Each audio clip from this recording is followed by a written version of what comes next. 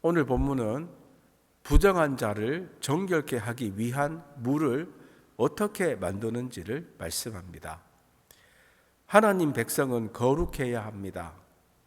그런데 광야 생활 중에 이스라엘 백성들이 부정해지는 경우가 있었습니다. 특별히 시체를 만지면 부정해집니다. 원방과 불순종의 죄로 죽은 자들로 인해 시체를 가까이 하는 경우가 많아졌기 때문에 이 부정해지는 사람들이 많았습니다. 그래서 하나님은 부정함을 해결할 수 있는 방법을 알려주셨습니다. 그 방법은 이렇습니다. 먼저 온전하고 흠이 없고 멍에를 매지 않은 붉은 암송아지를 끌고 옵니다. 이것을 아론의 아들 제사장 엘르아살에게 줍니다. 그러면 엘르아살은 지인 밖으로 끌고 가서 그의 목전에서 도살업자가 이 붉은 암송아지를 잡습니다. 그리고 제사장 엘르아살은 손가락에 그 피를 찍고 그 피를 회막 앞을 향하여 7번 뿌리고 그 붉은 암송아지는 불사릅니다. 그러면 암송아지의 재가 나오겠지요. 이 재로 정결케 하는 물을 만듭니다. 즉 붉은 암송아지를 진 밖에서 태운 잿물로 부정한 자를 정결케 합니다. 그런데 여러분, 부정한 자가 결국 누구겠습니까? 죄인들입니다. 그런데 모든 사람이 죄인이니 우리는 모두 부정한 자들입니다. 우리들의 삶은 언제나 죄와 부정으로 오염될 수밖에 없습니다. 그러면 부정한 우리들을 누가 정결케 해 주십니까? 바로 예수님이십니다. 구약시대에는 붉은 송아지의 잿물로 정케 해주셨는데 이제는 예수님의 보혈이 우리를 정결케 하심을 믿으시기 바랍니다. 하필이면 왜 붉은 송아지이겠습니까? 여러분, 붉은 송아지를 본 적 있습니까? 이것은 절대 흔한 짐승이 아닌데 이 붉은 송아지가 태어나면 무조건 정결을 위한 제물로 바쳐졌습니다. 이 정결 과정을 보면 붉은 색깔이 많이 나옵니다.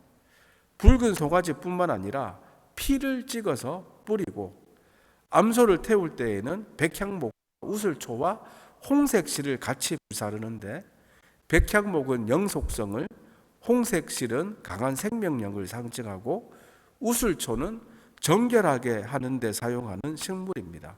여기에도 홍색, 붉은 실이 있습니다. 여러분, 붉은색을 보면 무엇이 생각나십니까?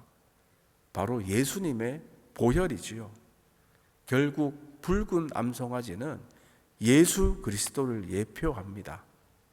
흠없고 온전하신 예수 그리스도의 보혈이 우리의 모든 죄를 깨끗이 도말해 주심을 믿으시기 바랍니다. 생각해 보면 이 피라는 것이 참 신기하지 않습니까? 피 검사만 하면 웬만한 우리 몸의 상태는 다 알 수 있습니다. 혈압을 비롯해서 당 수치, 콜레스테롤 수치, 간 수치 등등 웬만한 것들은 피 검사를 하면 다 나옵니다. 그러니 피를 건강하게 하는 사람이 육적으로도 건강한 사람인데 우리들은 예수님의 피로 영적으로 건강해진 사람들입니다. 보혈의 능력으로 우리들은 죄와 사망의 법에서 완전히 해방되었습니다. 그러므로 이제는 오늘 본문에 나오는 정결케 하는 물을 만드는 붉은 암송아지의 죄는 더 이상 필요가 없습니다. 그러나 이 예수님의 보혈을 믿지 않고 사용하지 않는 사람에게는 아무 소용이 없지요. 어느 날 한 청년이 중요한 면접을 앞두고 흰 셔츠를 꺼내 입었습니다. 그런데 아침 식사를 하다가 실수로 커피를 이 셔츠에 쏟고 말았습니다. 급히 물로 닦았지만 얼룩은 더 퍼졌고 다양한 세제를 써봤지만 소용이 없었습니다. 이때 그의 어머니가 이렇게 말합니다. 그 얼룩에는 이 세제가 제일이야. 그러면서 이 어머니가 사용하시는 특별한 얼룩 제거제를 꺼내서 깨끗하게 지워주셨습니다. 이때 청년은 깨달았습니다. 내 방법으로는 아무리 애써도 안 되지만 어머니가 알려준 방법은 효과가 있구나. 우리의 죄를 우리의 방식으로는 아무리 씻어내려고 해도 효과가 없습니다. 오직 하나님이 알려주신 하나님의 방법인 예수님의 보혈로만 이 죄를 씻어낼 수 있음을 믿으시기 바랍니다. 사실 지금도 유대인들은 이 붉은 암송아지의 재로 만든 물에 효력이 있다고 믿습니다. 유대인들의 간절한 소망은 예루살렘에 다시 성전을 지어서 구약시대에 드렸던 제사 의식을 다시 회복하려는 것입니다. 아직까지 예루살렘에 성전이 없습니다. 그런데 이 1997년 이스라엘의 한 농장에서 붉은 암송아지가 태어나서 많은 사람들의 관심이 집중되었습니다. 붉은 암송아지의 출현이 성전이 회복되고 제사가 회복되는 징조로 생각했기 때문입니다. 그러나 이 유대교 랍비들이 그 암송아지를 꼼꼼히 살펴본 결과 꼬리에 흰 털이 2가닥 섞여 있고 또 코털이 흰색이며 속 눈썹의 한쪽만이 붉은색이어서 탈락했다고 합니다.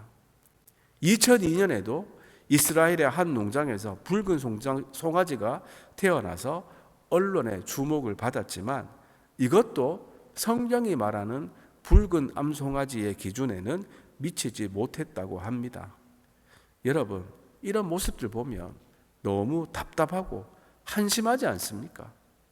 붉은 암송아지가 가리키는 것은 예수님인데 이미 오신 예수님은 보지 못하고 아직 붉은 암송아지만 찾고 있습니다. 달을 보라고 손가락으로 달을 가리켰는데 보라는 달을 안 보고 그 손가락만 보고 있는 꼴입니다.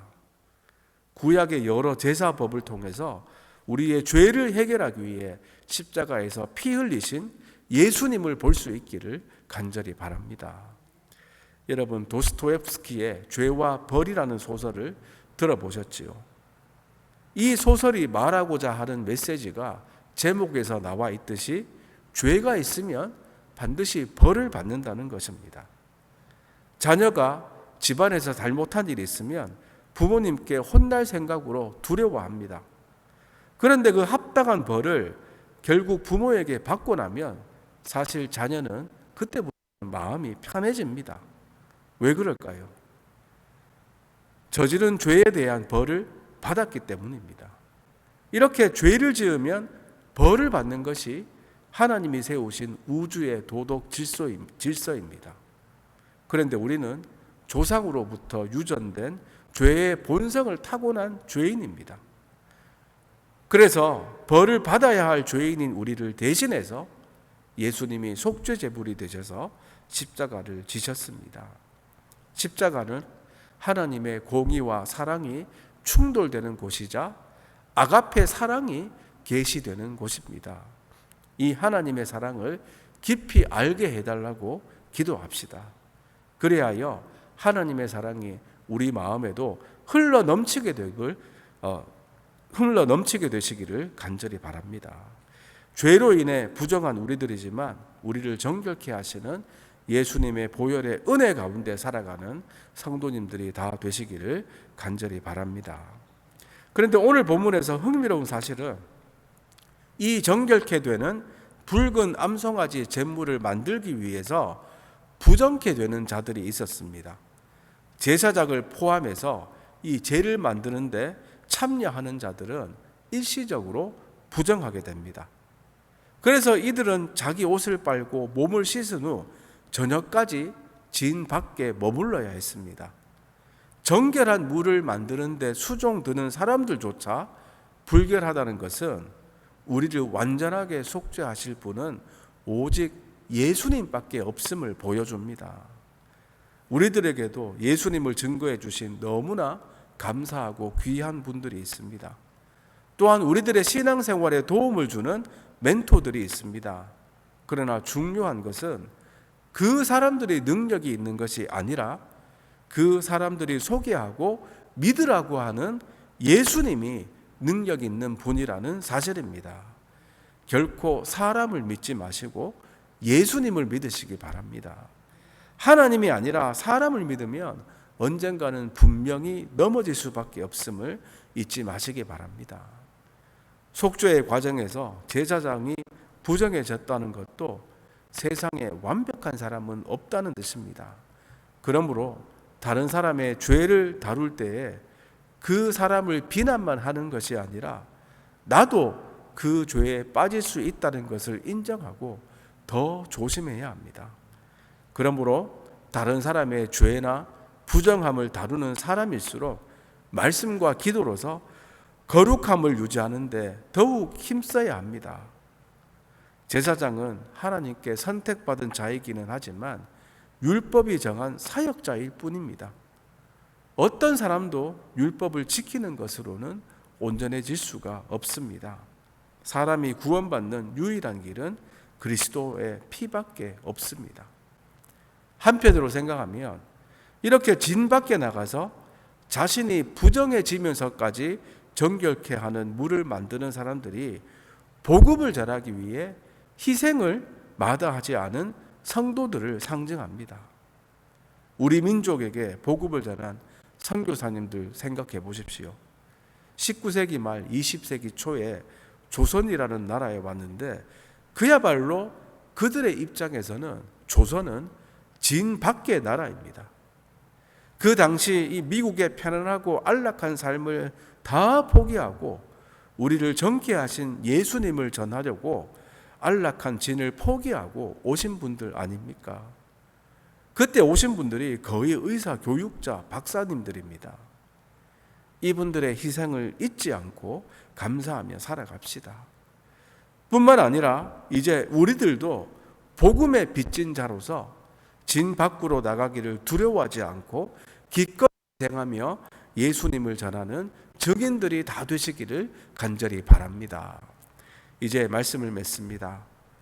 오늘 본문은 부정한 자를 정결케 하는 붉은 암송아지의 잿물을 말씀합니다. 이제 우리는 더 이상 붉은 암송아지가 필요하지 않습니다. 왜냐하면 붉은 암송아지가 가리키는 것이 예수 그리스도이기 때문입니다. 속죄제를 위해서 온전하고 흠이 없고 멍에를 매지 아니한 붉은 암송아지를 잡으라고 하셨는데 예수님이 바로 죄가 전혀 없으신 흠없고 온전하신 제물이십니다. 불따른 것도 바로 예수님의 피 흘리심을 상징합니다.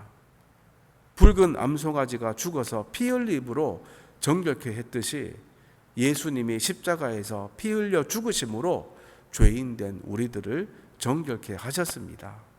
이 예수님의 보혈 의지하여 항상 은혜의 보좌 앞에 나오는 성도님들 되시기를 바랍니다. 그리고 붉은 암송아지 제물을 만드는 과정에서 제사장들과 그에 관여한 사람들이 부정해졌음을 보며 속죄의 은혜는 사람이 아니라 오직 예수님에게 있다는 것을 기억하시고 사람이 아니라 예수님을 믿고 따르는 성도님들이 되시기를 바랍니다. 마지막으로 진 밖으로 나가서 스스로 부정케 되면서까지 희생한 사람들이 있었기에 정결한 물이 만들어졌듯이 우리들에게 복음을 전하기 위해 희생한 사람들이 있었다는 사실을 잊지 않고 감사하며 이제 우리들의 희생을 통하여 예수님의 복음을 전하는 저와 여러분들이 다 되시기를 주님의 이름으로 축원드립니다. 기도합니다. 하나님 아버지 감사합니다. 우리의 죄를 정케 하시려고 예수님을 이 땅에 보내어 주시고 예수님의 보혈로 우리의 모든 죄를 깨끗이 씻어 주시니 감사합니다. 흠과 죄가 없으신 예수님을 통해 인류의 죄 문제를 단번에 해결해 주시니 감사합니다. 예수님의 보혈 의지하며 담대하게 은혜의 보좌 앞에 나오게 하시고 회개하며 날마다 정결하게 살아가게 하여 주시옵소서. 거룩하신 하나님과 늘 친밀하게 교제하게 하시고 하나님과 멀어지게 하는 죄들을 가볍게 여기지 않으며 죄를 지었을 때는 지체하지 않고 하나님께 고백함으로 정결함을 얻게 하여 주시옵소서. 또한 우리들에게 이 귀한 복음을 전하고 희생한 분들이 있음을 감사해 드립니다. 이제 우리들도 희생하며 헌신함으로 죄로 죽은 자들을 살리는 하나님의 일꾼들 다 되게 하여 주시옵소서. 오늘도 저희와 함께 하심을 믿사오며 감사드리오며 예수님의 이름으로 기도드리옵나이다. 아멘.